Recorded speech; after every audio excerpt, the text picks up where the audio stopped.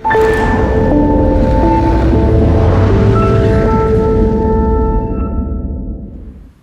everyone, and welcome to the Generalist, where security practitioners look beyond niches, silos, egos, and hopefully build their competence and credibility. My name is Ilya Umansky. So, continuing the series of the views from a non-conformist, I'm sharing with you the list of next three issues that are pretty fundamental for our industry. And without fixing these issues, it's not likely that we will achieve the progress we're hoping for. So here they are. Selecting incident leaders solely based on seniority.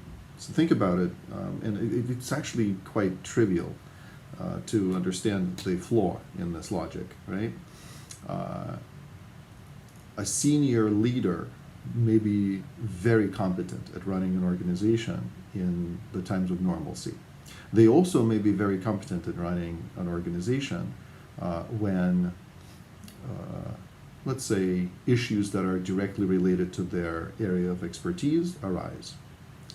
However, very rarely do we test leaders in addressing serious incidents, particularly those that involve safety of human life or processes and measures that need to help protect critical assets when they have to do many of their actions and make many decisions under duress, under stress, and when teams of leaders have to make those decisions. And so it's fairly obvious that the missing piece here is not so much whether the leader is actually senior or not. It's just not to allow the process of selecting an incident leader to be simply rooted in their level of seniority. Yes, of course, it's very important that a person has some credibility within the organization to make decisions that others will follow. That's understandable. However, when we make our choices for incident leaders, it's important to understand that the same people have to be able to perform under significant stress, and we need to both test their capability as well as help align different internal and external resources in order to enable optimal decision making and optimal outcomes.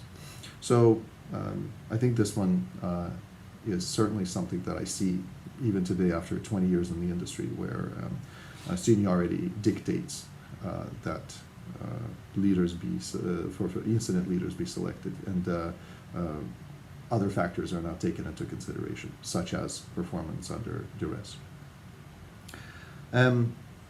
Very often, I find, to this day, a lot of documents that are titled as policies, standards, and procedures that have the word should in multiple sections of these documents. It's a technical issue. However, please understand that when readers who are not responsible, let's say, for daily protection of assets read such documents that say that mention the word should as far as directive is concerned, their perception of compliance may be highly variable. Some folks will say, oh yeah, the word should means that I must do it. But some other folks will say should means that I don't really have to, but I will do my best to comply. And some other folks will say should is just a suggestion.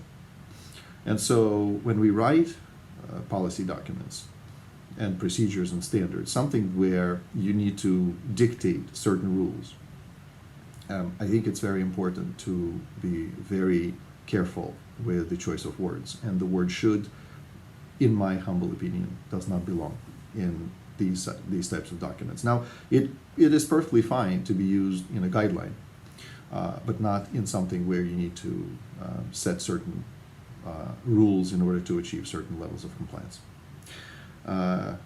Last but not least, we as practitioners in asset protection often have to consider time to target, or the element of delay in the way we design protection measures. What I notice, and I've had multiple conversations with folks in the industry about this, is that this is not a consistent application, not a consistent approach that many practitioners take, be it when it applies to, let's say, assets that are commonly known as physical assets, or assets that are commonly known as digital assets. And time to target, or the element of delay for a perpetrator, for an attacker, is quite a significant protection measure, or an element of protection. Why? Because we can see this both from law enforcement and military operations. We also see this in the private sector, that the longer the attacker has to spend, the more time they have to spend getting to the critical asset, or to their target, in other words, the more obstacles could exist in their way, and the more time we gain as practitioners and as organizations that are trying to protect their assets to prevent their malicious efforts. The same goes for non-malicious attackers who don't know any better and click the link, if you will, right? The more time there is between the negative action and the asset that could suffer from this negative action, the more we gain in the level of our decision making. We have more capability to respond to something, or to stop it in its tracks, if you will. And I noticed this very, very clearly indicated in close protection operations, right? You've noticed how presidents will be doing a lot of handshaking when they go and visit various places, and they have to go and be in front of the public and make sure that they can accomplish some level of interaction with them. Look at the faces of close protection personnel, how they change and how their behaviors change the closer the president or any other dignitary gets to the actual members of the public. And look how far more quick the close protection personnel's actions are in trying to identify any potential threats, because they understand that the distance between their protectee and the potential attacker is very, very limited. The same applies to all other assets in our organizations. So I want to leave you with these thoughts. Thank you, as always, for your attention. And until next time, please stay safe.